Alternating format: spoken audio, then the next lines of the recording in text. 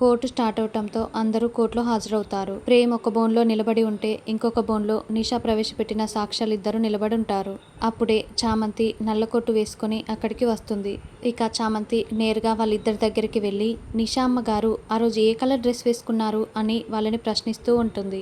గుర్తుకు లేదండి అని వాళ్ళు చెప్పగానే, ఏంటి డ్రెస్ కలర్ గుర్తుకు లేదా? ఇది మరీ విడ్డూరంగా ఉంది. Note this point your honour అని చామంతి అంటుంది.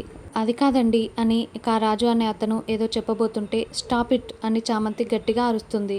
దాంతో నిషా చాలా షాకింగ్గా చూస్తూ ఉంటుంది. ఆ రోజు వాళ్ళిద్దరూ కలిసి గెస్ట్ హౌస్కి రాలేదు అనటానికి నా దగ్గర సాక్ష్యం ఉంది అని చామంతి చెప్పటంతో నిషా నోరెళ్ళబెట్టి మరీ షాకింగ్గా చూస్తూ ఉంటుంది. చామంతి తన మొబైల్లో ఉన్న ఏదో సాక్ష్యాన్ని జడ్జికి ఇవ్వటంతో ఇక జడ్జి ఆ మొబైల్లో ఉన్న వీడియోని చూస్తూ ఉంటాడు. ఏంటా సాక్ష్యం అని నిషా చాలా షాకింగ్గా చూస్తూ టెన్షన్ పడుతూ ఉంటుంది.